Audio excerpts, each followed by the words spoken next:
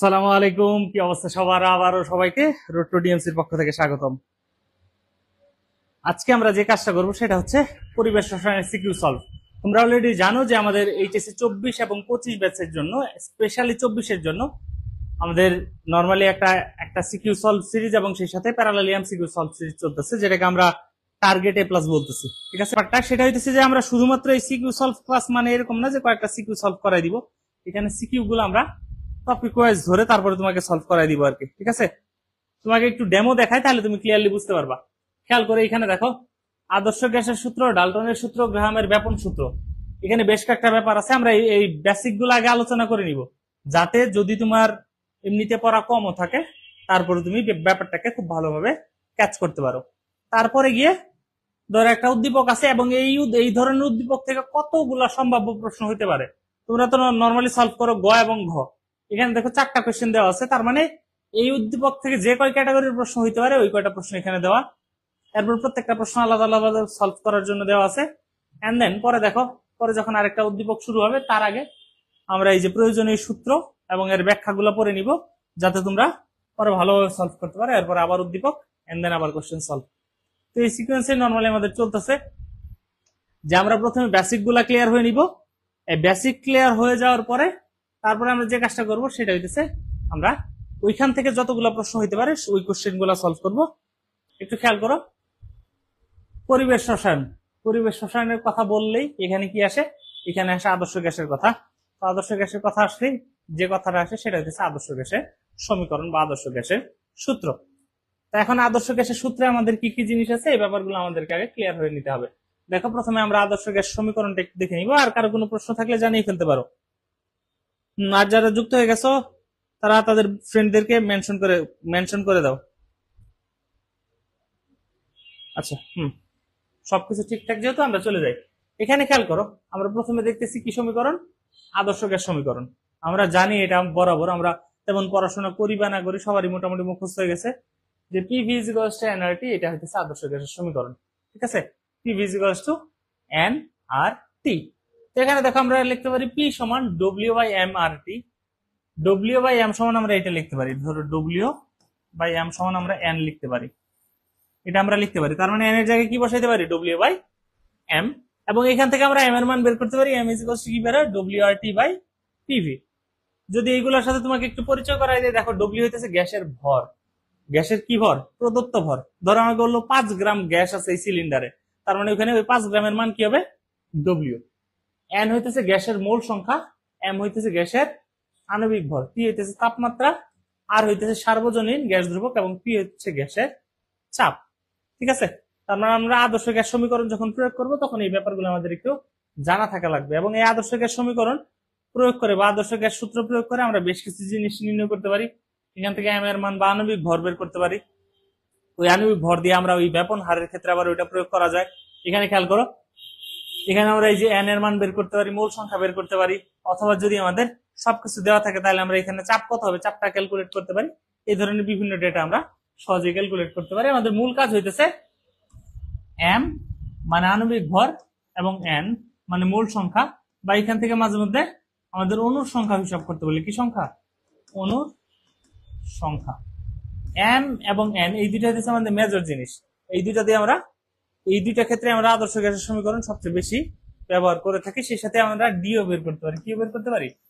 ডিটাও মাঝে মধ্যে নির্ণয় করে থাকি। তো এই গেল আমাদের আদর্শ গ্যাস সমীকরণ সম্পর্কিত কথা। এরপরে যদি আসো, আমরা যে ব্যাপারটা দেখবো সেটা হচ্ছে ডাল্টনের আংশিক চাপ সূত্র। এখন ডাল্টনের আংশিক চাপ সূত্র নিয়ে একটু কথা বলতে গেলে, আমরা যদি ডাল্টনের আংশিক চাপ সূত্র নিয়ে কথা বলি তাহলে এখানে একটু মাথায় রাখতে হবে যে বিজ্ঞানী ডাল্টন তিনি আসলে বলেন যে পরস্পর বিক্রিয়াহীন কয়েকটা গ্যাস যদি একটা মিশ্রণে থাকে, ঠিক আছে, কয়েকটা গ্যাস যারা কি করবে না, পরস্পর বিক্রিয়া করবে না, ধরো এ বি সি ডি, তো এখানে যদি তারা একসাথে থাকে তো এই কন্ডিশনে আমরা কি করি? ডাল্টনের আংশিক চাপ সূত্রটা প্রয়োগ করি। তো এখানে সূত্রটা আমার কি আসতেছে দেখো, PV is equals to P one V one plus P two V two. PV সমান পি1 ভি1 প্লাস পি2 ভি2। এখানে দেখো পি হইতেছে মোট চাপ আর ভি হইতেছে মোট আয়তন। আর পি1 হইতেছে 1 নং গ্যাসের চাপ, ভি1 হইতেছে 1 নং গ্যাসের আয়তন, পি2 হইতেছে 2 নং গ্যাসের চাপ, আর ভি2 হইতেছে 2 নং গ্যাসের আয়তন। ব্যাপারটা কিরকম আমি তোমাকে যদি একটু সহজে দেখাই দিই, সেটা হইতেছে যে ধরো এখানে একটা পাত্র আছে, এইখানে আর একটা পাত্র আছে, এই দুইটা পাত্রকে তুমি কানেক্ট করলা, ঠিক আছে? এখানে যে গ্যাস আছে ওইটার চাপ হচ্ছে P1, আয়তন হচ্ছে V1। এখানে যে গ্যাস আছে ওইটার চাপ P2, আয়তন হচ্ছে V2, ঠিক আছে? এখন এই দুইটাকে মিক্স করলে, এই দুইটা পাত্রের মিক্স করার পরে মোট চাপ কত হবে ওইটা আমরা বের করতে পারি এই ফর্মুলা দিয়ে, ঠিক আছে? এবং সেই সাথে ডাল্টনের আংশিক চাপ সূত্রকে আর একটা কিভাবে বলতে পারি আমরা, ডাল্টনের আংশিক চাপ সূত্রকে এইভাবে বলতে পারি, P is equals to P1 plus P2 plus P3 Pn। মানে এক কথায় কোন গ্যাসের মোট চাপ ইজ ইকুয়ালস টু আংশিক চাপ সমূহের যোগফল। এটা আমাদের খুব কম লাগে, এই জন্য এটা আমরা লিখে নেই, পরে লিখে দিলাম মোট চাপ সমান কি আংশিক চাপ সমূহের যোগফল। কারণ পি হইতেছে মোট চাপ এবং P1 P2 P3 একদম n পর্যন্ত এগুলো হইতেছে আংশিক চাপ সমূহের যোগফল। এখন এইটুকু, এই ফর্মুলার পোর্শনটুকু ক্লিয়ার কিনা? ফর্মুলার পোর্শনটুকু ক্লিয়ার কিনা? হ্যাঁ, কি অবস্থা পায়েল সরকার?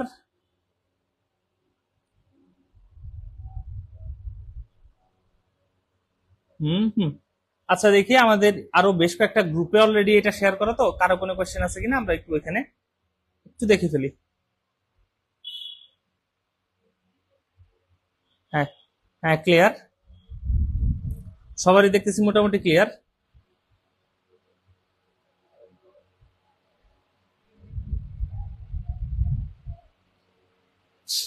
আচ্ছা, তো যেহেতু এটা ক্লিয়ার, আমরা কি করব, আমরা পরবর্তী অংশে চলে যাব।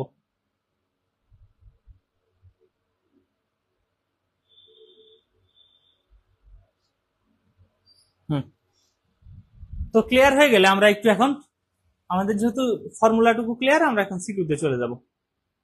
এখন খেয়াল করো এখানে কি বলছে। আমরা একটু আগে বলতেছিলাম যে আদর্শ গ্যাস সমীকরণ থেকে আমরা অণুর সংখ্যা নির্ণয় করতে পারি। আমরা সেই সাথে কি করতে পারি, আদর্শ গ্যাস সমীকরণ থেকে আমরা মোল সংখ্যা বের করতে পারি, আমরা আণবিক সংখ্যা বের করতে পারি। বলছে যে এ গ্যাসে, এটা হচ্ছে আমাদের এ গ্যাস আর এটা হচ্ছে আমাদের বি গ্যাস। তো এ গ্যাসে অণুর সংখ্যা নির্ণয় করো। আচ্ছা, আমরা দেখলাম এ গ্যাসে অণুর সংখ্যা নির্ণয়, আমরা প্রত্যেকটা প্রশ্ন একটু পরে দেখি। তারপরে কি বলছে, বি গ্যাসটির আণবিক ভর নির্ণয় করে। কি করব, বি গ্যাসের আণবিক ভর নির্ণয় করবো। এখানে বি গ্যাস আছে, এটার আণবিক ভর নির্ণয় করলাম। এখন দেখো, স্টপ কর খোলা অবস্থায় মিশ্রণটি ডাল্টনের আংশিক চাপ সূত্র মেনে চলে কি না ব্যাখ্যা করো। তার মানে এখানে কি করব, এখানে ওই যে PV is equals to P1 V1 plus P2 V2 এই ব্যাপারটা আমাদের প্রয়োগ করতে হবে। অণুর সংখ্যা নির্ণয় করব, তার মানে এখানে n নির্ণয় করব আমরা আদর্শ গ্যাস সমীকরণ থেকে। গ্যাসটির আণবিক ভর আদর্শ গ্যাস সমীকরণ থেকে m এর মান নির্ণয় করব। আবার এখানে আমরা এই যে PV সমান P1 V1 plus P2 V2 দেখবো যে এই 2.9 atm এর সমান হয় কিনা, আর সেই সাথে একই তাপমাত্রা ও চাপে কোন গ্যাসের ব্যাপন হার বেশি হবে। তাহলে এখানে কি করব, এখানে আমরা গ্রাহামের ব্যাপন সূত্র প্রয়োগ করব। ঠিক আছে, গ্রাহামের কি সূত্র, ব্যাপন সূত্র। গ্রাহামের ব্যাপন সূত্রটা আমরা একটু পরে আলোচনা করব। তো এই তিনটা আমরা মোটামুটি খুব সুন্দর করে সলভ করে ফেলতে পারবো। এখন চলো, আমাদের যখন উদ্দীপক পরিচিতি হয়ে গেছে, আমরা একটু পরে চলে যাই। দেখো, প্রত্যেকটা কোশ্চেন এখানে সেপারেট করে দেওয়া আছে। কেন সেপারেট করে দেওয়া? কারণ আমরা চাই যে আলাদা আলাদা করে সলভ করি, মানে জায়গা বেশি থাকুক, যথেষ্ট সুন্দরভাবে যাতে সলভ করা যায়। দেখো, এ গ্যাসের অণুর সংখ্যা নির্ণয় করতে বলছে। এখন অণুর সংখ্যা নির্ণয় করতে বললে তোমরা সবাই জানো যে অণুর সংখ্যা নির্ণয় করতে বললে আমরা যদি মোট সংখ্যা বের করি তাহলে খুব সহজেই কাজটা করে ফেলা যায়। তাহলে আমরা ওই আমাদের উদ্দীপকের দিকে পরে যাব।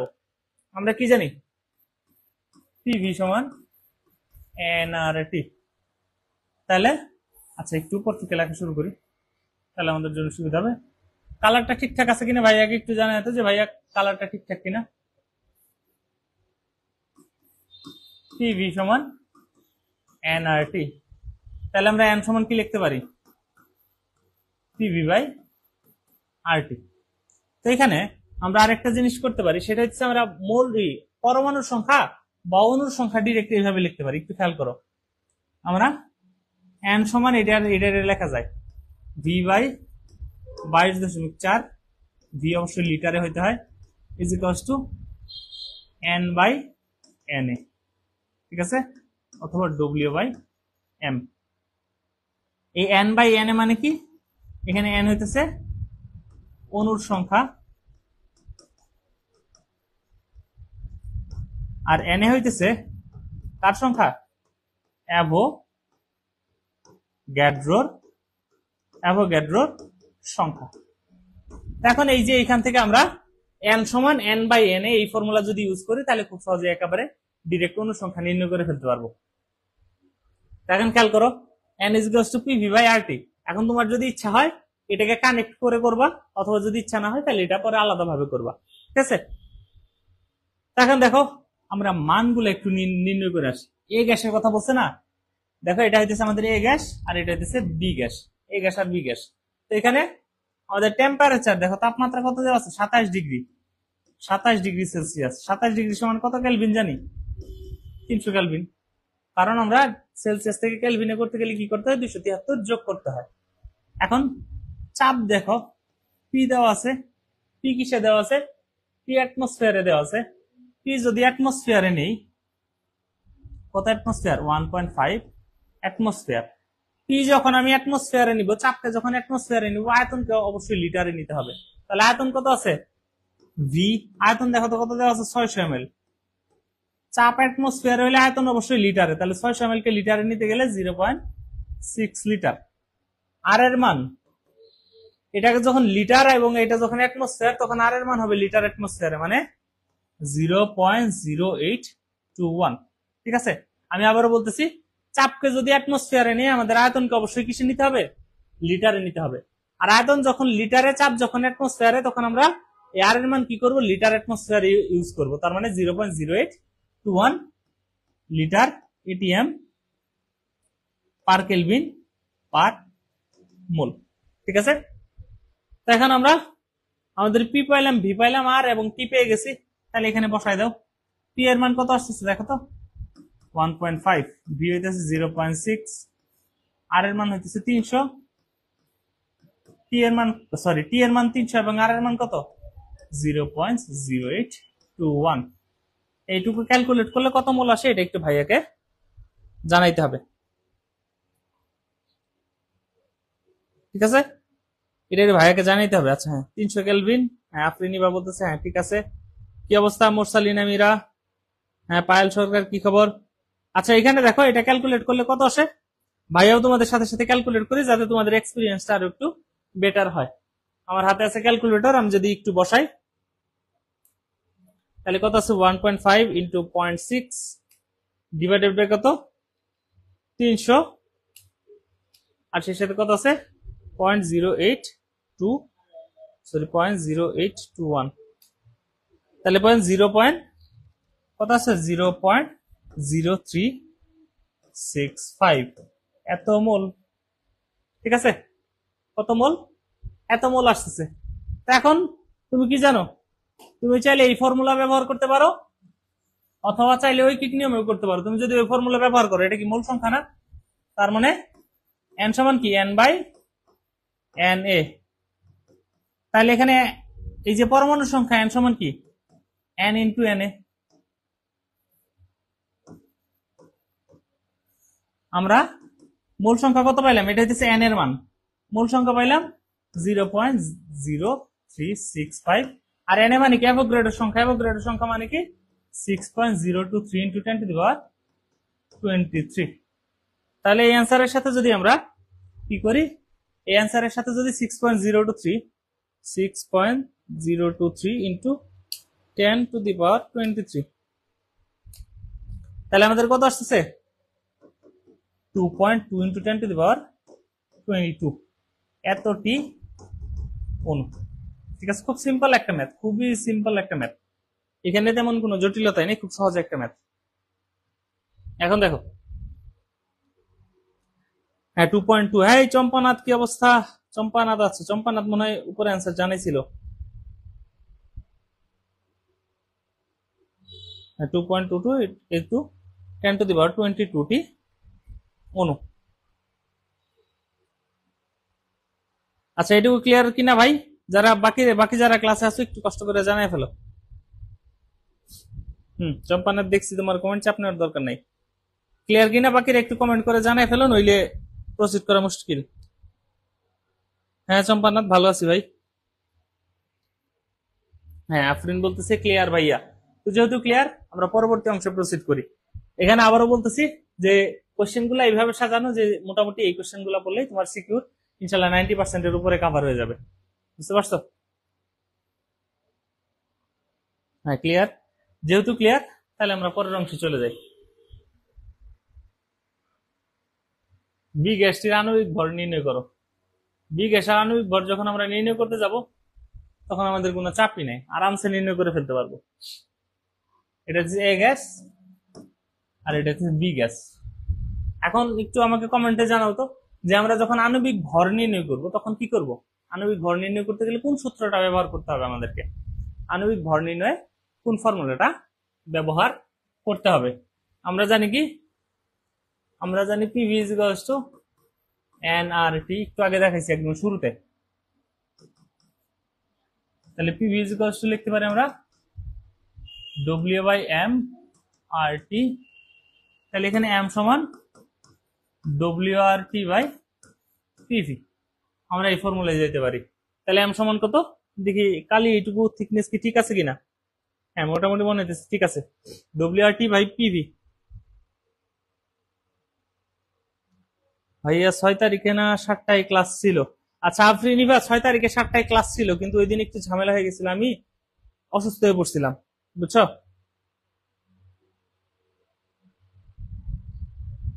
ওই দিন আমি একটু অসুস্থ হয়ে পড়ছিলাম, এই জন্য ওই দিনের ক্লাসটা করানো পসিবল হয় নাই। এম ইজ ইকুয়ালস টু কত বেরোতেছে ভাই? W R T by PV. তখন এই W R T by PV যখন আমরা পাইতেছি, তখন খেয়াল করো এখানে আমরা ভ্যালুগুলো যদি দেখি, কার কার মান কত কত দেখো তো। আমাদের কি বলছে? বি গ্যাসটির আণবিক ভর নির্ণয় করতে, আর W R T by PV, এখানে তো ভ্যালু একটা মিসিং, তাহলে আমরা ভ্যালুটা একটু অ্যাড করে দিই। দাঁড়াও, এটাকে একটু যদি রেড নিয়ে নিই।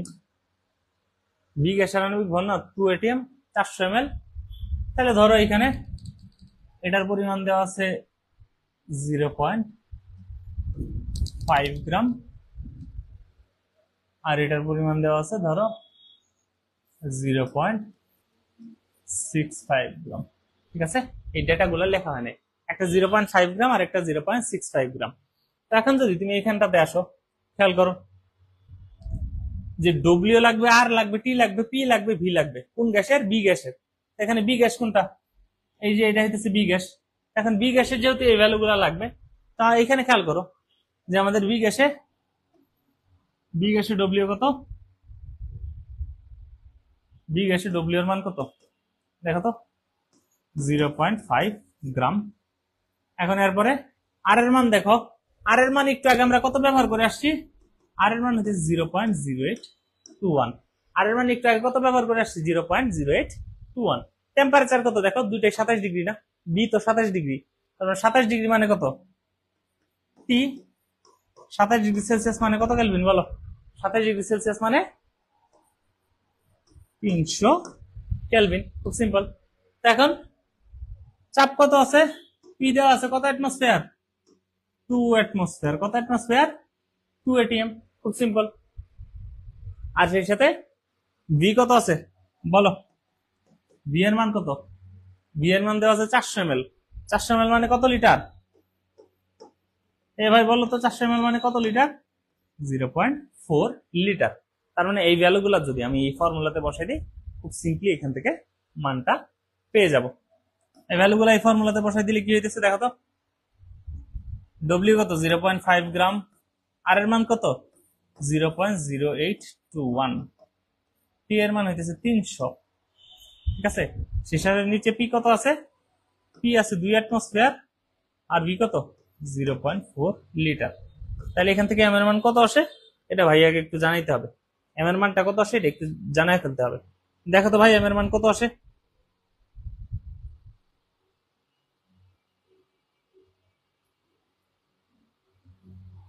হ্যাঁ চম্পানাথ বলতেছে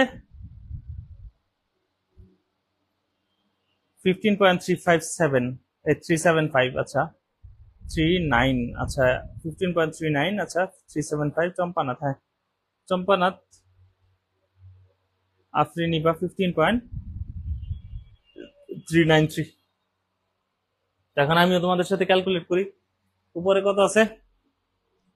উপরে তো আছে 0.5 ইন্টু 0.0821 ইন্টু 300 ডিভাইডেড বাই 2, আর শেষে তো কত 0.4, 15.39375, 15.39 এইটুকু রাখলেই চলে আমাদের 15.39। তার মানে আমরা এখানে কি পেয়ে গেছি? আণবিক ভর পেয়ে গেছি। এটাই আমাদের অ্যান্সার। ঠিক আছে, খুব সহজ সরল সাধারণ অ্যান্সার, কোনো চাপ নাই। এই তোমার আরেকজন বলতেছে 15.393, সবকিছু ঠিক আছে আফরিন নিবার পরে, কিন্তু এর নামটা যে কি করবো?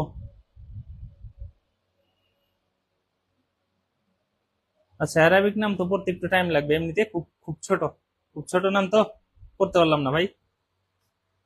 তো এখানে ক্লিয়ার হয়েছে কিনা এটা একটু ভাইকে জানিয়ে দিয়ে এরপর আমরা পরবর্তী কোশ্চেনটাতে যাই, কোশ্চেন নাম্বার 3-এ।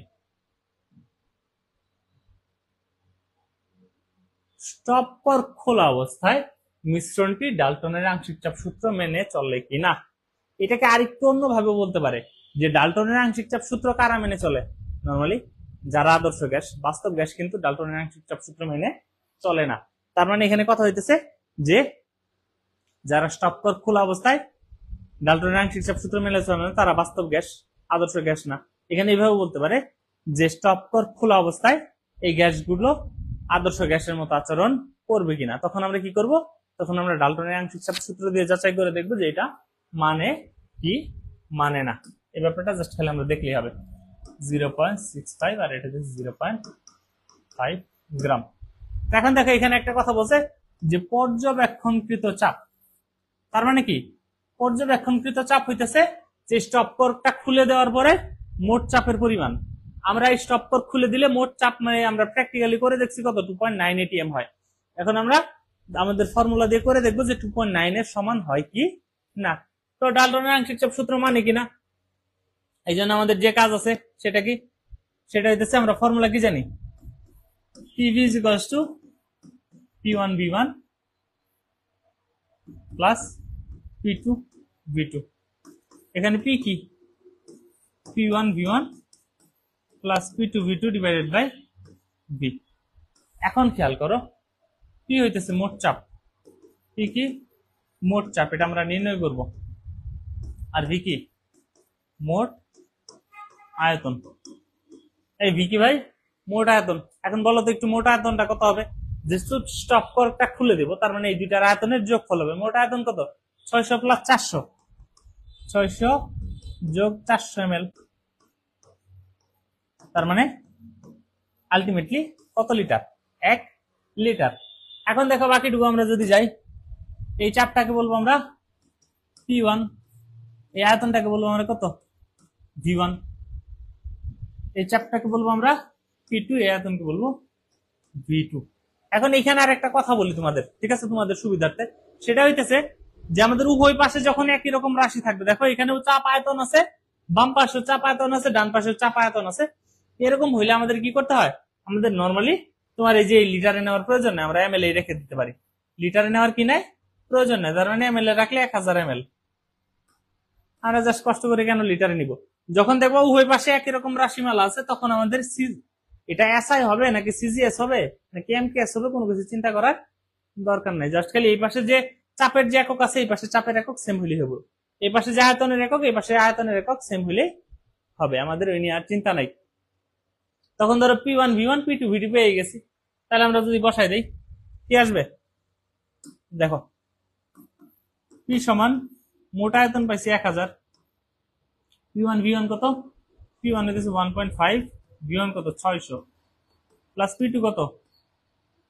P2 হইতেছে 2, সে সাথে 400। দেখো তো মোট চাপ কত আসে? মোট চাপ কত আসে একটু ভাইকে জানাও, মোট চাপটা কত আসে ক্যালকুলেট করে বলে ফেলো। আমি তো তখন দেখতে থাকি যে কারো আরো কোনো প্রশ্ন আছে কিনা। মোরসালিনা বলতেছে 1.7। আচ্ছা, মোরসালিনার অ্যান্সার শুধু পাইছি। আর একজন আরবি নাম, সে বলতেছে 1.7। আচ্ছা, আমি দেখি বাকি কারো কোনো প্রকার ইয়ে আছে কিনা।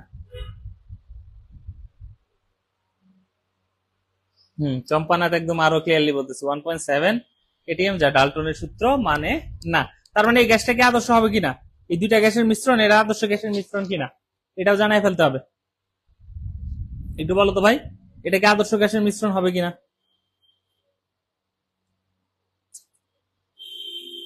আফরিনিভা 1.7 এটিএম। কত অ্যাটমসফিয়ার আসতেছে ভাই? 1.7। তাহলে আমি আর কষ্ট করে কি করব না, আমি আর ক্যালকুলেট করলাম না, তোমাদের উপরে ভরসা করলাম। তাহলে 1.7 এটিএম।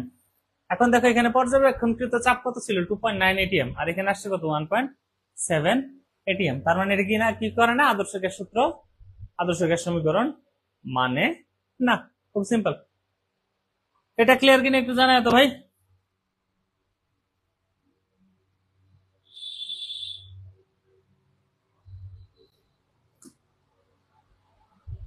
(0.65 গ্রাম আর 0.5 গ্রাম), ঠিক আছে। এখন দেখো এখানে একটা কথা বলছে যে একই তাপমাত্রা ও চাপে কোন গ্যাসের ব্যাপন হার বেশি হবে। কত তাপমাত্রা ও চাপে? সেম টেম্পারেচারে আর সেম প্রেসারে।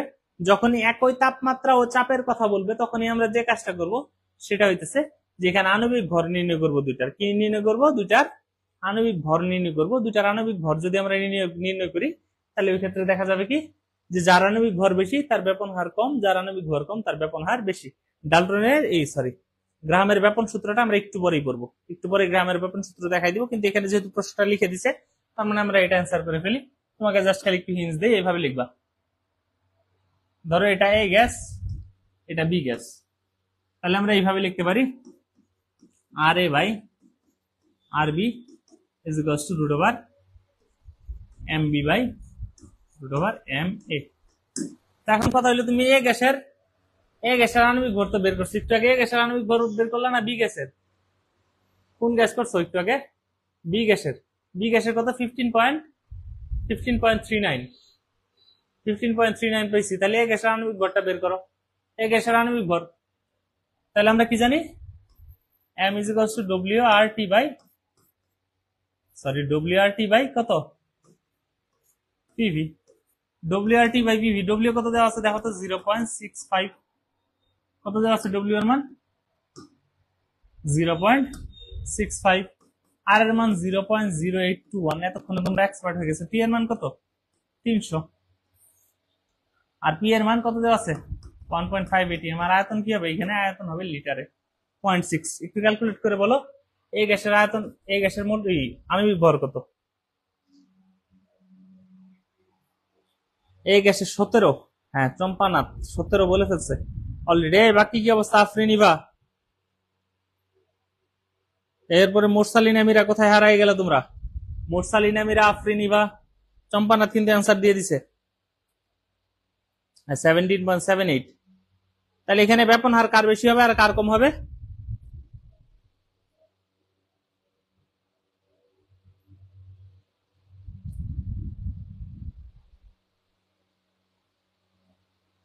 আচ্ছা, ফার্স্ট ফ্লোরের ক্লাসগুলো কি আপনি করাইছেন? আমি আজকে ফার্স্ট আপনার ক্লাস করছি। ফার্স্ট ফ্লোরের ক্লাস বলতে আমাদের এখানে যে তোমার তুমি কোনটার কথা বলতেছো? আমাদের এখানে টার্গেট এ প্লাস পুরাটাই আমার কন্টিনিউ করা, মানে টার্গেট এ প্লাসের যে সিকিউ এমসিকিউ সলভ আছে এই পুরাটাই আমি কন্টিনিউ করতেছি এবং লাস্ট পর্যন্ত ইনশাআল্লাহ আমি কন্টিনিউ করব, ঠিক আছে। আর যদি বলো যে তোমার আমাদের যে কেমিস্ট্রি 25 কোর্স আছে, কেমিস্ট্রি 360, সেইখানে আমি, মারিফুল ভাই এবং মাইনুল ভাই তিনজনে কন্টিনিউ করতেছে আর কি, ঠিক আছে। ম্যাক্সিমাম ক্লাস ওইখানে আমারই নেওয়া। কেমিস্ট্রি 360 তে মানে আমাদের 25 এবং 26 একাডেমিক যে কোর্স ওইখানে ম্যাক্সিমাম ক্লাস আমি নিই। আচ্ছা, বি এর ব্যাপন হার বেশি হবে, বি গ্যাসের ব্যাপন হার বেশি। তো বি গ্যাসের ব্যাপন হার বেশি, এখানে কত? 17.78 আসছে। এখন ব্যাপন হার বেশি এটা আমরা মুখে বলবো না, এটা আমরা একটু দেখাই দিব, ঠিক আছে। কিভাবে দেখাবো? এইভাবে দেখাবো, এই ফর্মুলা দিয়ে। R A by R B is equals to root over M B by M A. তার মানে R A by R B equals to MB কত, বি গ্যাসের ব্যাপন হার কত, বি গ্যাসের আণবিক ভর হচ্ছে 15.39 আর এটার কত 17.78। এখানে যদি অনুপাত বের করো কত বের হবে, আমাদের কত বের হবে, √15.39 ডিভাইডেড বাই √ কত 17.78, 0.930, 0.930। তার মানে আলটিমেটলি আমাদের এখানে কি আর বি ইজ গ্রেটার দেন আর এ। তার মানে কি এ গ্যাসের ব্যাপন হার বেশি হবে। কার ব্যাপন হার বেশি হবে, সরি এ গ্যাসের না, বি গ্যাসের ব্যাপন হার বেশি। কোন গ্যাসের ব্যাপন হার বেশি, বি গ্যাসের ব্যাপন হার বেশি, 0.9303। হ্যাঁ ভাইয়া টার্গেট এ প্লাস গ্রুপের লিঙ্কটা দিয়ে দিন, তার ব্যাপন হার তত বেশি হবে। হ্যাঁ মোরসালিনা মিরা, টার্গেট এ প্লাস গ্রুপের লিঙ্ক, তোমরা যারা টার্গেট এ প্লাসে যুক্ত নাই, টার্গেট এ প্লাসের লিঙ্ক না, একটা সেকেন্ড,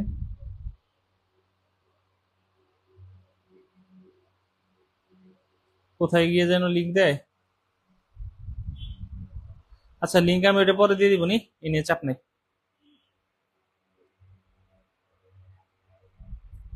লিঙ্ক পরে ইনশাল্লাহ দিয়ে দিব, প্যারা নাই। আর কারো কোনো কোশ্চেন আছে কিনা, আর এই পর্যন্ত এই ব্যাপারগুলো ক্লিয়ার হয়েছে কিনা একটু জানাই ফেলো তো ভাইকে, যে এই পর্যন্ত ক্লিয়ার কিনা। এটা কিন্তু আমাদের লাস্ট কোশ্চেন ছিল এই সিকিউ এর, ঠিক আছে, এই পোর্শনের এটা লাস্ট কোশ্চেন ছিল।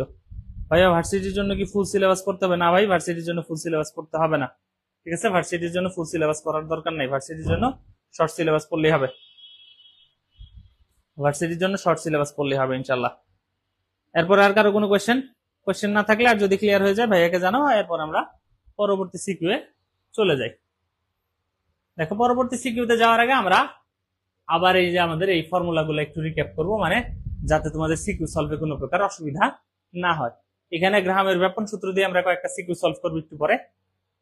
তো যেহেতু গ্রাহামের ব্যাপন সূত্র কাজে লাগাবো, তার মানে ব্যাপন সূত্র সম্পর্কে আগে ধারণা নেই, যদিও তোমাদের একটু আগে আমি সলভ করাই দিয়ে আসছি। তো এখানে কি লিখতে পারি, r1/r2 = √m2/m1, একটু আগে যেটা তোমাদের লিখে দিলাম, R A by R B = √mb/√m a, R A by R B = √mb/ma। এখানে দেখো r1 r2 লিখছি, তো r1 কি গ্যাসের ব্যাপন হার, r2 হচ্ছে 2 নং গ্যাসের ব্যাপন হার, আর m1 হচ্ছে 1 নং গ্যাসের আণবিক ভর, m2 হচ্ছে 2 নং গ্যাসের আণবিক ভর। এখানে একটু কথা মাথায় রাখতে হবে যে আমাদের যদি চাপ ও তাপমাত্রা কি হয়, সমান হয়, ঠিক আছে, এখানে চাপ ও তাপমাত্রা যদি সমান হয় তাহলে এই ফর্মুলা। আর যদি আমাদের তোমার ইয়ে হয়ে যায়, চাপ যদি ভিন্ন হয়, চাপ ভিন্ন হলে, চাপ ভিন্ন হলে আমাদের এই ফর্মুলা হয়, ধরো r1/r2 = p1/p2 × √m2/√m1। যদি চাপ ভিন্ন হয়, ঠিক আছে, চাপ ভিন্ন হলে r1/r2 = p1/p2 × √m2/m1, মানে p1 যদি হয় 1 নম্বর গ্যাসের চাপ এবং p2 যদি হয় 2 নম্বর গ্যাসের চাপ, কারণ আমাদের ব্যাপন এটা চাপের উপরও নির্ভরশীল, ঠিক আছে, ব্যাপন কার উপর নির্ভরশীল, চাপের উপর নির্ভরশীল।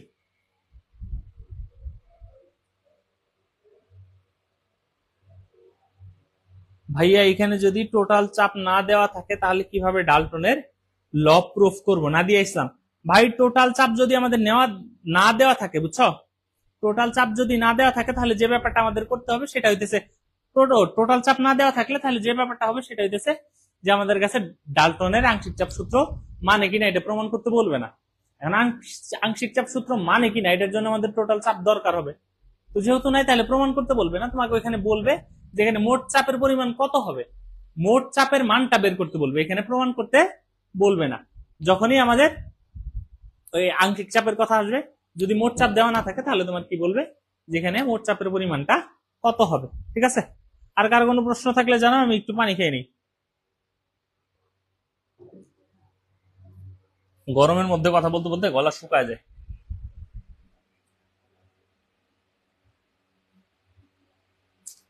আচ্ছা, ডাল্টনের চাপ কত হবে?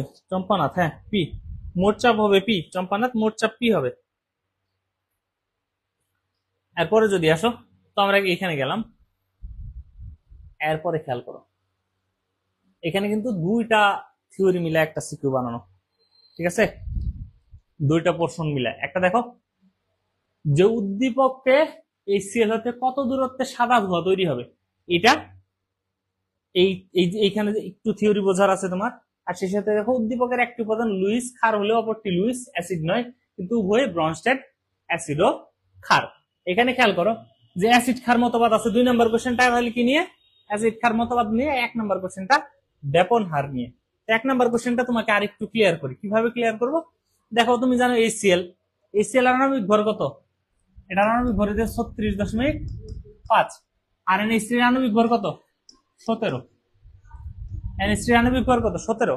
এখন তুমি জানো যেহেতু HCl এর আণবিক ভর কম, তার মানে HCl বেশি একটা দূর যাইতে পারবে না। ধরো HCl এই পর্যন্ত গেল এবং NH3 এই পর্যন্ত আসলো, তাহলে এখানে কি হবে? এখানে একটা সাদা ধোঁয়া তৈরি হবে, ঠিক আছে? HCl আর NH3 বিক্রিয়া করে কি উৎপন্ন করবে? সাদা ধোঁয়া। কিসের সাদা ধোঁয়া? দেখো আমি তোমাকে যদি বলি NH3 প্লাস HCl, এখান থেকে NH4Cl, এটার সাদা, এটা কি ধোঁয়া উৎপন্ন হবে? এটার সাদা ধোঁয়া উৎপন্ন হবে। তো এটার যেহেতু সাদা ধোঁয়া উৎপন্ন হবে, কোন দিকে উৎপন্ন হবে? যে কম দূরে যাইতে পারছে। দেখো এই সিএল কিন্তু বেশি একটা দূরে যাইতে পারেনি, কারণ তার আণবিক ভর বেশি, সে দৌড়াইতে পারে। ধরো তোমাদের মধ্যে তোমরা যদি এক কাজ করো, এই পাশে তোমার এক বন্ধু, ঠিক আছে, ধরে হইতেছে মোটা, যদিও দেখতে চিকন মনে করো মোটা, ঠিক আছে, এ হইতেছে চিকন, উল্টা করে একে ফেললাম, এর মোটা দেওয়া উচিত, ঠিক আছে, আর এর চিকন দেওয়া উচিত। আচ্ছা, যা করছি করছি। এখন খেয়াল করো, যে মোটা আছে তোমরা যদি বলো যে দুইজন দুই পাশ থেকে দৌড়ায় আসতে থাকো, চিকন কি করবে? এক দৌড় দিয়ে এখানে চলে আসবে না? মোটা যে আছে সে কি করবে? ধীরে ধীরে ধীরে ধীরে দৌড়ে এখানে পৌঁছাবে। তার মানে দেখো, তারা মিলিত হবে কোথায়? এই যে মোটা আছে মানে যার আণবিক ভর বেশি তার কাছাকাছি না? তো এখানে দেখো এই ধোঁয়াটা কোথায় হবে? যার আণবিক ভর বেশি তার কাছাকাছি, তার মানে এই সিএল এর কাছাকাছি। আশা করি এটা বুঝতে পারছো। দেখেন এই সিএল এর কত কাছে উৎপন্ন হবে সেই ব্যাপারটা আমাদেরকে এখান থেকে বের করতে হবে, এবং সেই সাথে আমরা ওই অ্যাসিড ক্ষার মতবাদ দিয়ে এই যে এই সিএল আর NH3 কে আমাদেরকে ব্যাখ্যা করতে হবে। এখন এই জন্য আমরা পরের পেজে যাই। ভাই ব্যাপনের থিওরিটা তোমাদের ক্লিয়ার হয়ে গেছে কিনা বলো তো একটু?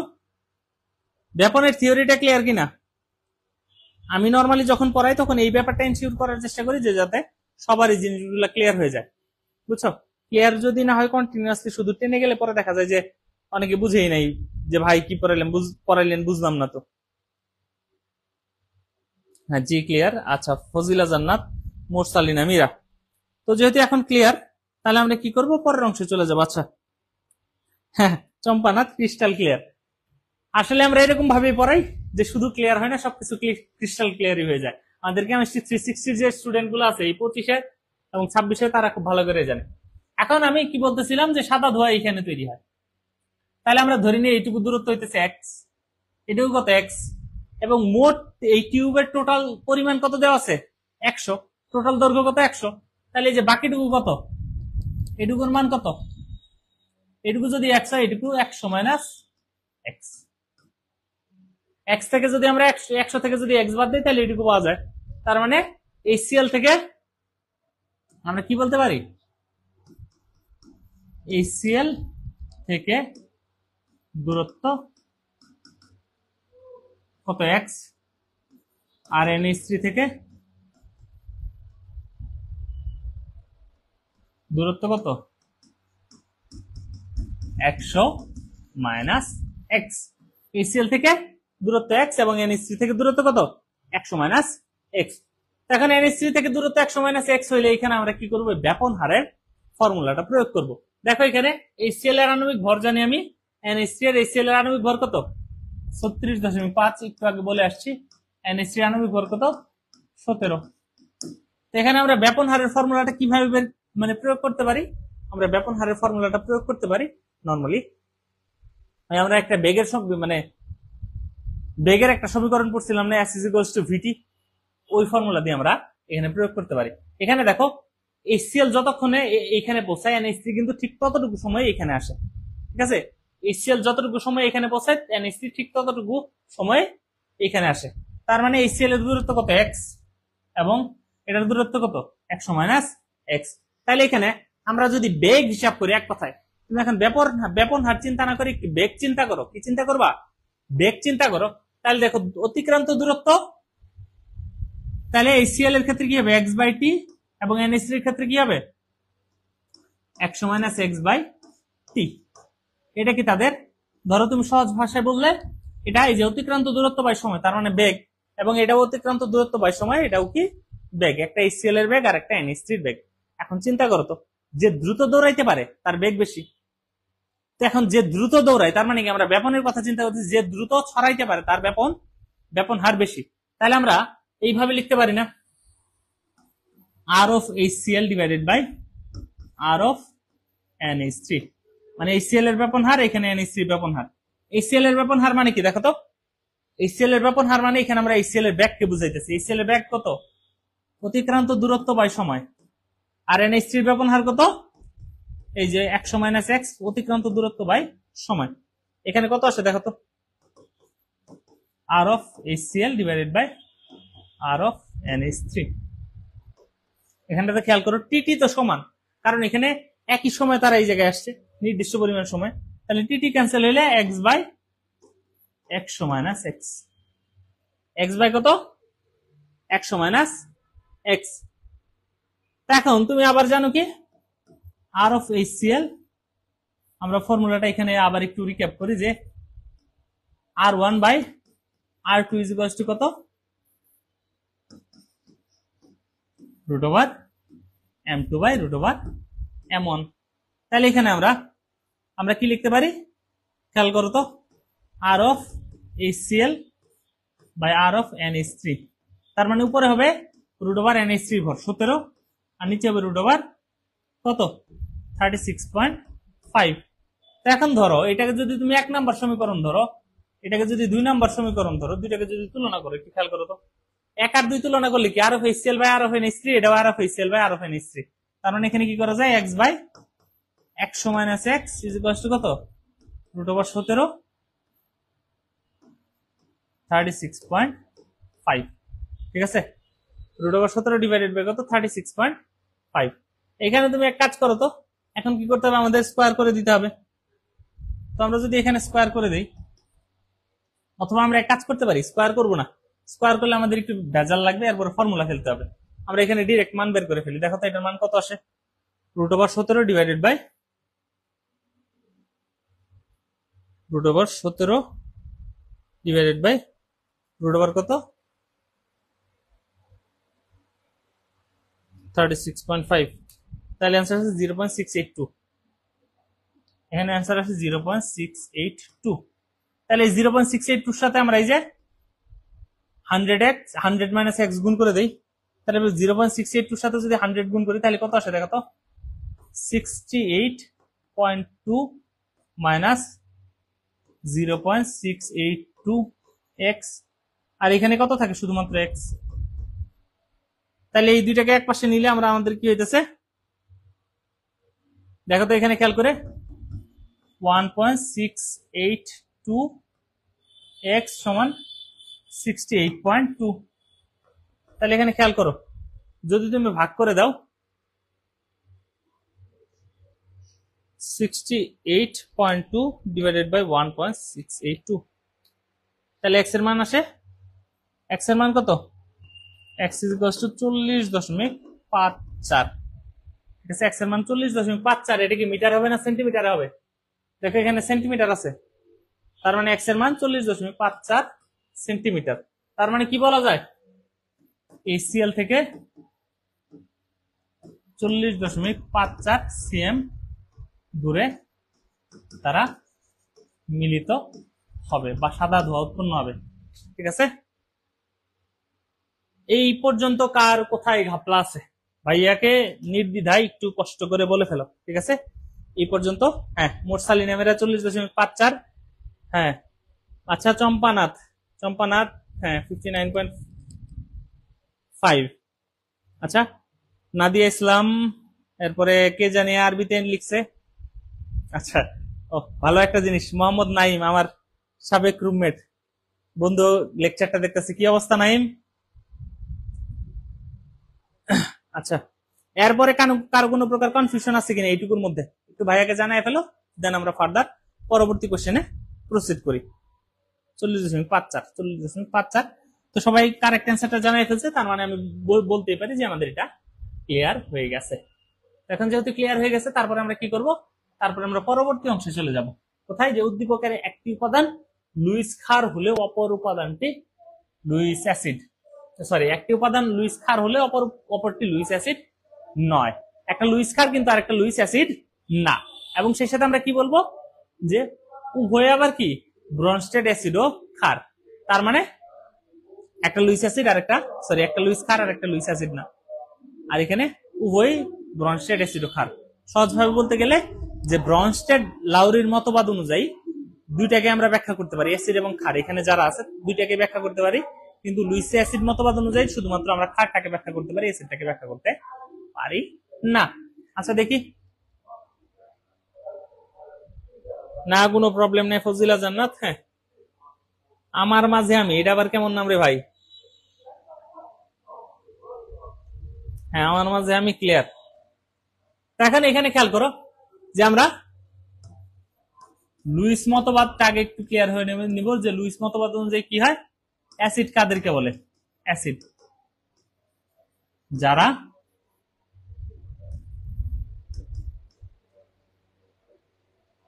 একটি, এক কথায় যারা একটি না, আমরা এইভাবে বলি,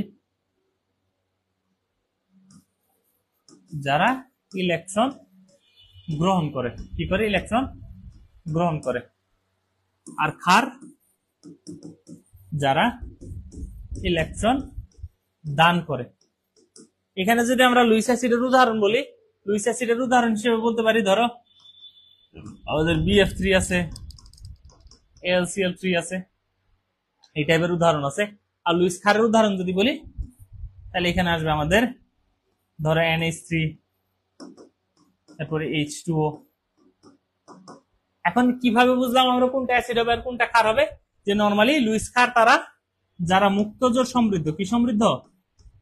মুক্তজোর, মুক্তজোর সমৃদ্ধ। কি সমৃদ্ধ? মুক্তজোর সমৃদ্ধ যারা, তাদেরকে আমরা বলি লুইস ক্ষার। আর অ্যাসিড কাদেরকে বলি? অ্যাসিড তাদেরকে বলি যারা নরমালি অষ্টক সংকুচিত। লুইস অ্যাসিড গুলা নরমালি অষ্টক সংকুচিত হয়, আর লুইস ক্ষার গুলা কি হয়? মুক্তজোর সমৃদ্ধ। এখানে খেয়াল করো,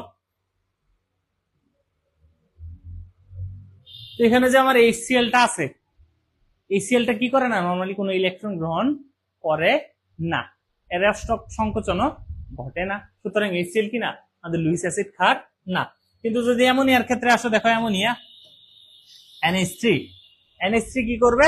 ধরো এটাকে BF3 এর সাথে দিছো, তার সাথে বোরন টেট্রাফ্লোরাইড, এখানে এর সাথে একটা সন্নিবেশ বন্ধন গঠন করবে। ঠিক আছে, সন্নিবেশ বন্ধন গঠন করলে আমাদের এখানে খেয়াল করো যে আমাদের NH3 একটা অ্যাসিড, কারণ সে NH3 একটা ক্ষার, কারণ সে ইলেকট্রন দিতেছে, আর BF3 একটা অ্যাসিড, কারণ সে কি করতেছে? ইলেকট্রন গ্রহণ করতেছে। তার মানে এই মতবাদ অনুযায়ী আমরা অ্যামোনিয়া যে একটা ক্ষার, এই জিনিসটা ব্যাখ্যা করতে পারি। কিন্তু HCl যে একটা অ্যাসিড, এই মতবাদ অনুযায়ী আমাদের পক্ষে ব্যাখ্যা করা সম্ভব না। এরপরে যদি আসো ব্রনস্টেড লাউরির মতবাদ। কার মতবাদ? ব্রনস্টেড লাউরি। এই তো গেল লুইস। আচ্ছা, আমরা একটা পেজ অ্যাড করে নিই আমাদের সুবিধার্থে, খুব সিম্পলি একটা পেজ অ্যাড করে নিই, দেন আমরা প্রসিড করি।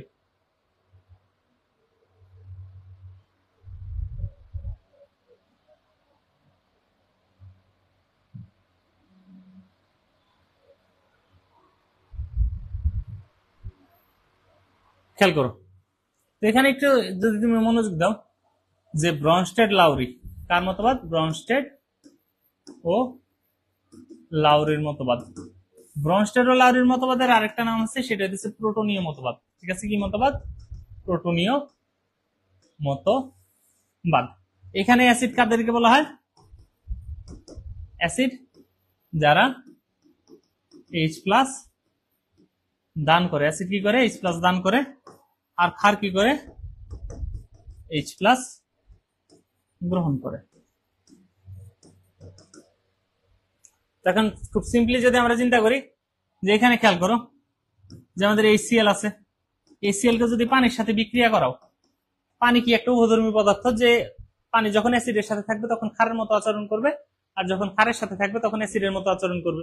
তাহলে পানির সাথে বিক্রিয়া করলে HCl এই পানিকে একটা H প্লাস দিয়ে দিবে, তার মানে H3O plus plus Cl minus. তো HCl যেহেতু একটা H প্লাস দান করে, তার মানে এটিকে একটা অ্যাসিড। ব্রনস্টেড লাউরির মতবাদ অনুযায়ী তাই, যারা H প্লাস দান করে তারাই অ্যাসিড। তো এখন খেয়াল করো যে অ্যামোনিয়া NH3, সেটাকে যদি আমরা কোনো H প্লাস এর সাথে রিঅ্যাকশন দিই, ধরো এর সাথে কোনো একটা H প্লাস আসলো, সেই H প্লাসটা গ্রহণ করে NH4 প্লাসে পরিণত হবে। কিসে পরিণত হবে? NH4 plus. তো দেখো NH3 একটা H প্লাস অ্যাকসেপ্ট করছে, তার মানে এটা কি ক্ষার। তার মানে এটা যে অ্যাসিড, এটা যে ক্ষার, এই দুইটাই আমরা ব্রনস্টেড লাউরির মতবাদ দিয়ে কি করতে পারি? দুইটা আমরা ব্রনস্টেড লাউরির মতবাদ দিয়ে খুব সুন্দরভাবে ব্যাখ্যা করে ফেলতে পারি।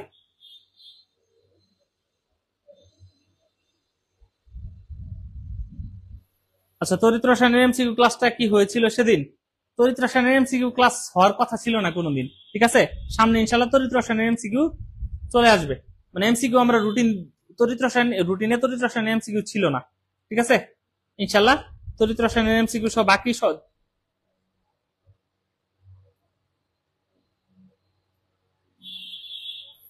কেমিস্ট্রি এমসিকিউ সহ বাকি যত সকল এমসিকিউ আছে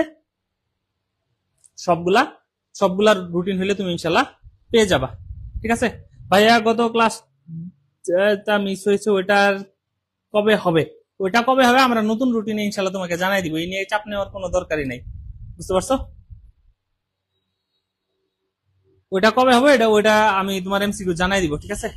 ওই ক্লাসটা কবে হবে ইনশাল্লাহ জেনে যাবে, এই নিয়ে চাপ নেওয়ার কোনো প্রকার দরকারই নাই। কারো কোনো প্রকার অসুবিধা আছে কিনা এই পর্যন্ত একটু জানাই ফেলো ভাইয়াকে, কারো কোনো প্রকার অসুবিধা কিনা এ পর্যন্ত, কারো কোনো প্রকার সমস্যা আছে কিনা ভাইয়াকে জানাই ফেলো। সমস্যা থাকলে আমি ভাই ওটা সলভ করে দেন পরের অংশে যাই। এখন আমরা আরেকটা কোশ্চেন আসছি, এটা কি আমাদের আদর্শ গ্যাস এবং বাস্তব গ্যাস সংক্রান্ত। কি সংক্রান্ত? বাস্তব গ্যাস এবং আদর্শ গ্যাস সংক্রান্ত।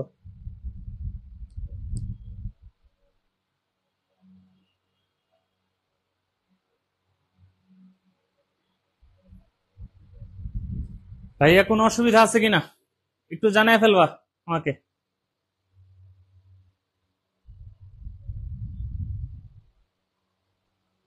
হ্যাঁ ক্লিয়ার স্মৃতি, হ্যাঁ ওকে ভাইয়া, হ্যাঁ আমার মাঝে আমি ক্লিয়ার, এই আমার মাঝে আমি নামটা পাল্টাই ফেলে, বুঝছো? বিরাট কনফিউজিং একটা নাম।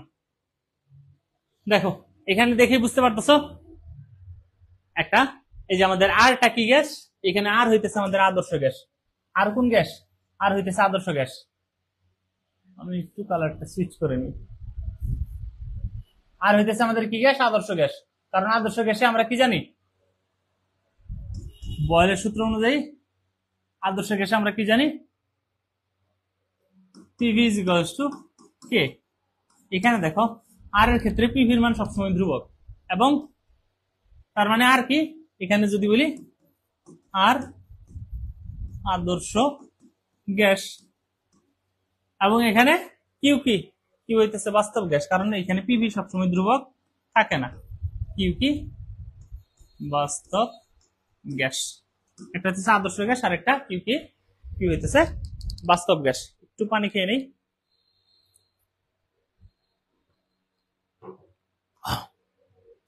একটা আদর্শ গ্যাস আর একটা বাস্তব গ্যাস। এখন দেখো উদ্দীপকে আর ও কিউ গ্যাস দ্বয়ের আয়তন কত হয়? অণুর আয়তন হয়, গ্যাসের অণুর আয়তন আমরা ধরি 0। আদর্শ গ্যাসের অণুর আয়তন 0, কিন্তু বাস্তবে বাস্তব গ্যাসে কি হয়? বাস্তব গ্যাসে অণুর আয়তন কি হয় না? 0 হয় না। আদর্শ গ্যাস কোনটা? আমরা যে নর্মালি একটা থিওরি পড়ি যে যারা বয়েল, চার্লস অ্যাভোগাড্রোর সূত্র মেনে চলে যে কোনো তাপমাত্রা ও চাপে তারাই আদর্শ গ্যাস। এখানে কথা হইতেছে আদর্শ গ্যাস বলতে আসলে কিছুই নেই, এটা হচ্ছে একটা কনসেপ্ট মাত্র।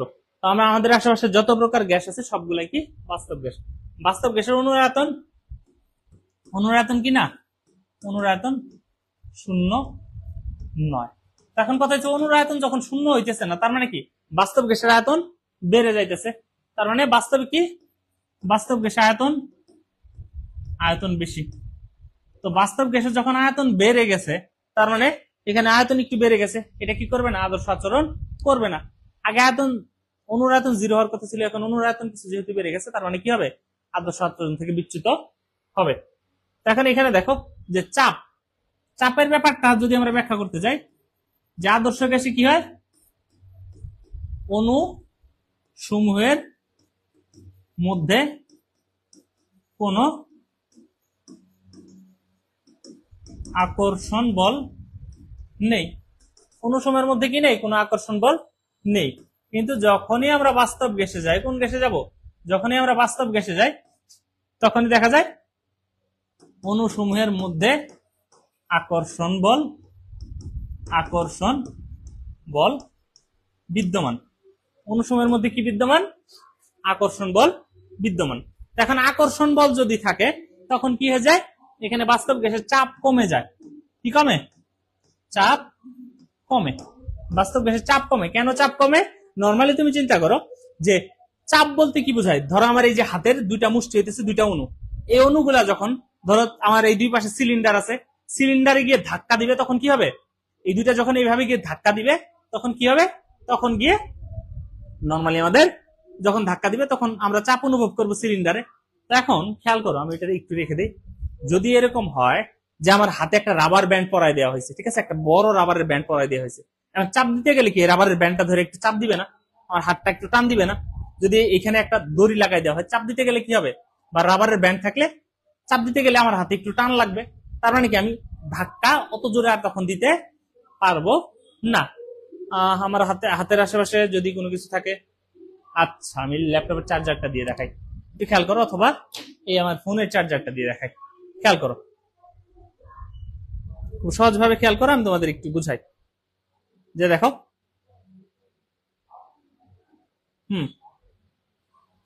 এটা বানায় ফেলছি, এখানে খেয়াল করো যে আমি নর্মালি যখন আগে ধাক্কা দিতাম এইভাবে খুব সহজেই দিতে পারতাম, ঠিক আছে, খুব জোরে ধাক্কা দিতাম। এখন খেয়াল করো তো, আমার হাতটা যখন বেঁধে দেওয়া হয়েছে এইভাবে একটা আকর্ষণ বল দিয়ে, আমাদের এটা কি একটা আকর্ষণ বল, খেয়াল করো তো, এই যে অত আগের মতো জোরে চাপ দিতে পারি, জোরে ধাক্কা দিতে পারি না। জোরে যেহেতু ধাক্কা দিতে পারি না, তার মানে চাপ আগের মতো কি হবে না, হবে না। তার মানে এখানে দুইটা ঘটনা ঘটে, বাস্তব গ্যাসের চাপ কম থাকে আর আয়তন বেশি থাকে। তো চাপ কম আর আয়তন বেশি হওয়ার জন্য তখন আমাদের কি হয়, তখন আমাদের দেখা যায় যে এই গ্যাসটা আর আদর্শ গ্যাসের মতো আচরণ করে না, এই দুইটা কারণে। এখন কথা হইতেছে যে এটাকে যদি এই বাস্তব গ্যাসের সমীকরণ যদি আমরা আদর্শ গ্যাসের মতো করে লিখতে চাই, বাস্তব গ্যাসের সমীকরণ যদি আমরা কার মতো করে লিখতে চাই, আদর্শ গ্যাসের মতো করে লিখতে চাই, বাস্তব গ্যাসের সমীকরণ আদর্শ গ্যাসের মতো করে লিখতে চাইলে আমাদের সমীকরণটা হবে কি, P plus N square A divided by V square, আর এখানে V minus N B is equals to N R T. ঠিক আছে, এখানে এ আর বি কি, এ আর বি আর এটা হচ্ছে ধ্রুবক, এরা কি ধ্রুবক, আরএনএস ধ্রুবক। এখানে দেখো এ আর বি কি হচ্ছে ধ্রুবক। P plus N square A divided by V square V minus N B is equals to N R T. দেখো আয়তন বেশি হয়ে গেছিল না, তার মানে আয়তন একটু বিয়োগ করছে, আর চাপ কম হয়ে গেছিল এই জন্য চাপ একটু যোগ করে দিছি। আয়তন বেশি হয়ে গেছিল, আয়তন বিয়োগ করে দিছি, চাপ কম হয়ে গেছিল, চাপ যোগ করে দিছি, এই জন্য এটা আদর্শ গ্যাসের চাপের সমান হয়ে গেছে।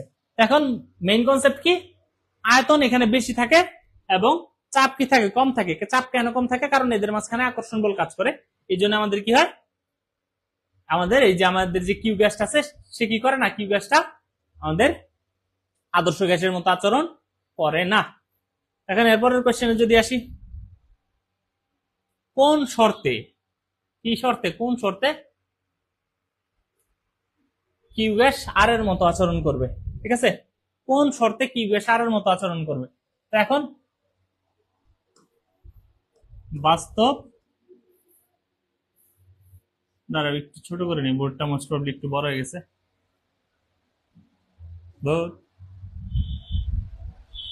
একটা সেকেন্ড ভাইকে একটু সময় দাও, হ্যাঁ ছোটই থাক, সমস্যা নেই।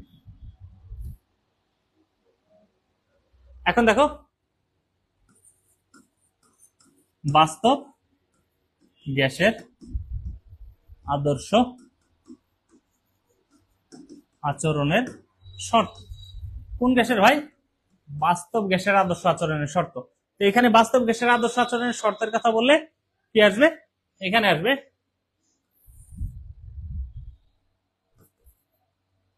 উচ্চ তাপমাত্রা আর নিম্ন চাপ। কি কি আসবে? উচ্চ তাপমাত্রা এবং নিম্ন চাপ। উচ্চ তাপমাত্রা এবং নিম্ন চাপ, এই দুইটা কন্ডিশনে আমাদের বাস্তব গ্যাস কি করে? আদর্শ গ্যাসের মতো আচরণ করে। এই ব্যাপারটাকে এক্সপ্লেন করতেছি, এর আগে একটু তোমাদের কমেন্ট দেখে আসি কারো। আচ্ছা হ্যাঁ, কি বাস্তব? নেট আটকাই গেছিল তাই না? কই, আমি তো বুঝলাম না। হ্যাঁ, আর আদর্শ কি বাস্তব, এ পর্যন্ত ক্রিস্টাল ক্লিয়ার। হ্যাঁ, নেটে ঝামেলা হয়েছিল কিনা আমি তো বুঝলাম না। দেখলাম খুব মানে এই সবকিছু তো স্মুথলি চলতেছে। এ পর্যন্ত কারো কোনো কোশ্চেন আছে কিনা ভাই?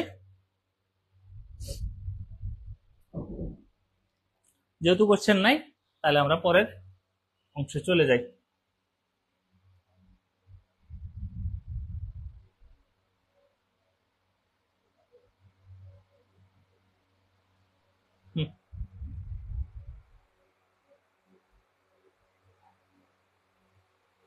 আচ্ছা, তো এখন উচ্চ তাপমাত্রায় আসলে কি হয়? উচ্চ তাপমাত্রায় একটু আগে আমি তোমাকে বললাম না যে যখন বাস্তব গ্যাসের কথা বলি আমরা, তখন কি দেখা যায়? এই বাস্তব গ্যাসের অণুগুলোর মধ্যে একটা আকর্ষণ বল থাকে, যে এরকম আকর্ষণ বল অণুগুলাকে আটকায় রাখে, যার দরুন চাপ কমে যায়। যখন আমি তাপমাত্রা বাড়ায় দিব তখন অণুগুলার গতিশক্তি আরো বেড়ে যাবে। তখন কি হবে? এই আকর্ষণ বল যেটা দিয়ে আটকায় ধরে রাখছিল, এই আকর্ষণ বল তখন আর তত গুরুত্বপূর্ণ ভূমিকা পালন করতে পারবে না। তার মানে তাপমাত্রা বেড়ে গেলে অণুগুলার গতিশক্তি বেড়ে যায়। তো গতিশক্তি যখন বাড়ে তখন দেখা যায় ওই আকর্ষণ বলটাকে অণুগুলা ওভারকাম করে ফেলতে পারে। এটা যে উচ্চ তাপমাত্রার প্রভাব। আর আরেকটা সমস্যা ছিল আমাদের, এই যে নিম্নচাপ কেন আনি আমরা? আমরা একটু আগে বলতেছিলাম যে আয়তন, বাস্তব গ্যাসের অণুর আয়তন গুলা কি হয়? শূন্য হয় না। এখন আমরা যদি এক কাজ করি, চাপ কমায় ফেলি। চাপ কমায় ফেলা মানে কি? আয়তন যদি আমরা বাড়ায় দিই, আয়তন বাড়ালে তো চাপ কমে। আয়তনটাকে যদি অনেক বড় করে ফেলি তখন দেখা যায় ওই বিশাল আয়তনের তুলনায় অণুগুলা একেবারে অণুর আয়তন গুলা শূন্যের কাছাকাছি চলে যায়। ঠিক আছে? তো তখন দেখা যায় ওই শূন্যের কাছাকাছি চলে যাওয়া মানে কি? আদর্শ আচরণ করতেছে। তার মানে উচ্চ তাপমাত্রা এবং নিম্ন চাপে আমাদের বাস্তব গ্যাসগুলা কি করে? বাস্তব গ্যাসগুলা আদর্শ গ্যাসের মতো আচরণ করে। এখন তোমাকে যদি উল্টায় বলে যে কোন কন্ডিশনে আদর্শ গ্যাস বাস্তব গ্যাসের মতো আচরণ করবে, এতক্ষণ তো বলে বাস্তব গ্যাস আদর্শ গ্যাসের মতো আচরণ করে। ঠিক আছে, কোন কন্ডিশনে? এখন তোমাকে যদি বলে কোন কন্ডিশনে, উল্টায় বললো আদর্শ গ্যাসের বাস্তব আচরণের শর্ত। আদর্শ গ্যাসের বাস্তব গ্যাসের মতো আচরণের শর্ত। এখন এখানে কি হবে? তখন এখানে উচ্চ তাপমাত্রা ছিল না, এখানে কি হবে তাহলে?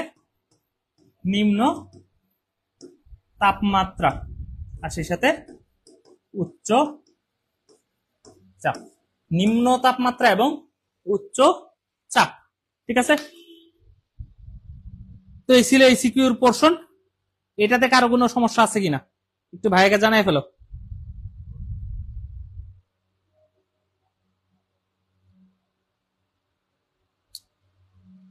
নিম্ন তাপমাত্রা এবং উচ্চ চাপ, হ্যাঁ না দিয়ে আসলাম, নিম্ন তাপমাত্রা এবং উচ্চ চাপ। আর তোমাদের জন্য একটা ভালো সংবাদ হইতেছে কি জানো? যে তোমরা তো জানোই আমার পরিচয় সম্পর্কে, অলরেডি যারা ক্লাস শুরু করছো অলরেডি জেনে গেছো যে আমাকে সবাই রসায়ন ভাই হিসেবে চিনে। আমি আছি ঢাকা বিশ্ববিদ্যালয়ের রসায়ন বিভাগ থেকে। তো তোমাদের জন্য একটা গুড নিউজ হইতেছে, সেটা হইতেছে রসায়ন ভাইকে তোমরা শুধুমাত্র একাডেমিকে না, এইখানে মানে একেবারে একাডেমিক থেকে শুরু করে অ্যাডমিশন পর্যন্ত পুরোটা সময় ধরে ইনশাল্লাহ পাবা। যারা 24 ব্যাচ আছো তাদের জন্য তো সামনে ইনশাল্লাহ আমাদের মানে পার্সোনালি আমার রোড টু ডিএমসির সাথে মানে রসায়ন ভাই এবং রোড টু ডিএমসির একটা বড় পরিকল্পনা আছে তোমাদের ভার্সিটির কেমিস্ট্রি। এটা নিয়ে অনেকেই হ্যাসেলে থাকো। ঠিক আছে? তো এই ভার্সিটির কেমিস্ট্রি নিয়ে বিশাল একটা প্ল্যান আছে। তো এই প্ল্যান নিয়ে আমরা ইনশাল্লাহ সামনে আসবো। আর তোমরা রসায়ন ভাইকে তখন সম্পূর্ণ সময় ধরে পাবা, মানে একাডেমিক টু অ্যাডমিশন সব জায়গায় কেমিস্ট্রি সমস্যা সমাধানে রসায়ন ভাইকে একেবারে পুরো ডেডিকেশনের সাথে তোমরা পাবা। এই নিয়ে কোনো প্রকার সন্দেহ নাই। বুঝতে পারছো? রসায়ন ভাই তার সমস্ত ডেডিকেশন দিয়ে তোমাদেরকে বেস্ট সার্ভিসটা প্রোভাইড করার চেষ্টা করবো ইনশাল্লাহ। কার কোনো প্রশ্ন থাকলে জানাও, প্রশ্নটা আমরা দেখি। আর এটাই ছিল আমাদের এই পরিবেশ রসায়নের আজকের লাস্ট কোয়েশ্চেন। ভাইয়া এই দুটাই এক্সপ্লেন করলে হবে? নাদিয়া ইসলাম এটা নরমালি তোমার গয়ে থাকে, ঠিক আছে? এখন এই দুটা এক্সপ্লেন করলে হবে? হ্যাঁ, এই দুটা এক্সপ্লেন করলে হবে। এই দুটার এক্সপ্লেনেশন কিন্তু যথেষ্ট বড়। উচ্চ তাপমাত্রা কেন দরকার হয়? উচ্চ তাপমাত্রা না হলে কি সমস্যা হয়, ঠিক আছে? মানে প্রথমে তুমি আলোচনা করবে বাস্তব গ্যাসের সমস্যা কি। বাস্তব গ্যাসের প্রধান সমস্যা হইতেছে যে এখানে তোমার কি থাকে, অনুপরমাণু সময়ের মধ্যে আকর্ষণ বল থাকে, যার দরুন চাপের পরিমাণ কমে যায়। তখন তারপরে গিয়ে আলোচনা করবো উচ্চ তাপমাত্রা দিলে কি হয়, চাপ বাড়ে। কেন বাড়ে এইটুকু এক্সপ্লেন করলে এরপরে আমাদের নিম্ন চাপ কেন, কারণ অনুনায়তন বেশি থাকে, ওইটাকেও যদি আরেকটু এক্সপ্লেন করো ভাই, ইনশাল্লাহ তুমি যদি ভালোভাবে এক্সপ্লেন করতে পারো সেই সাথে 4-এর মধ্যে 4 পেয়ে যাবা। সেখানে আরেকটা জিনিস অ্যাড করতে হবে, এই যে ইকুয়েশনটা আছে না, এই ইকুয়েশনটা অ্যাড করে দিতে হবে। এখানে তোমরা একটু ভাবতে পারো এরকম যে ভাই, যে আমি যে করলাম, আমি যে এখানে কি জানি, এখানে সিকিউ সলভ করলাম, এখানে 1 2 মানে হইতেছে গ ঘ। অবশ্যই না, গ ঘ না। আমি যে কাজটা করছি সেটা গ ঘ চিন্তা না করে এই কনসেপ্ট থেকে কি কি প্রশ্ন হইতে পারে ওইগুলাকে লিখছি। ওটা গ হইতে পারে, ঘ হইতে পারে, এই নিয়ে চাপ নেওয়ার কোনো দরকার নাই, ঠিক আছে? এটা গতেই ম্যাক্সিমাম টাইম আসে।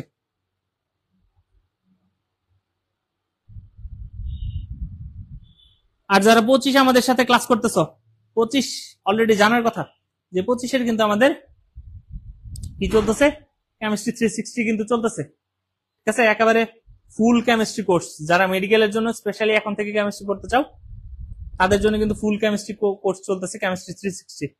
তুমি চাইলে সেখানে যুক্ত হয়ে যেতে পারো।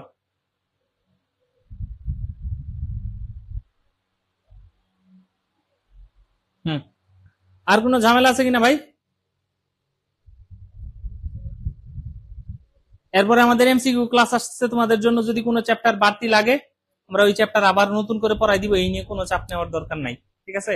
যেমন জৈব রসায়ন নিয়ে তোমাদের বিরাট মানে জৈব রসায়ন নিয়ে তোমরা প্রচুর পরিমাণ প্যারায় থাকো।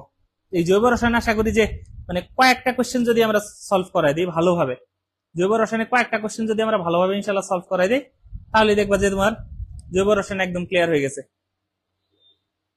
বুঝছো? জৈব রসায়নের জন্য তোমরা ডেডিকেটেড কয়েকটা ক্লাস পাবা। যদি কারো কোনো প্রকার সমস্যা না থাকে তাহলে আমরা কি করব, তাহলে আজকের মতো এখানে সবাইকে সালাম দিয়ে বিদায় নিব। ক্লিয়ার। আজকের মতো এই পর্যন্তই। ধন্যবাদ সবাইকে, দেখা হবে ইনশাল্লাহ পরবর্তী আমাদের সিকিউ অথবা এমসিকিউ এর। আমরা ওয়ান শট ক্লাস বলতেছি না, এখানে যতটুকু লাগে আমরা ততটুকুই করাই দিতেছি, ঠিক আছে? ধন্যবাদ সবাইকে, ভালো থেকো সবাই, আসসালামু আলাইকুম।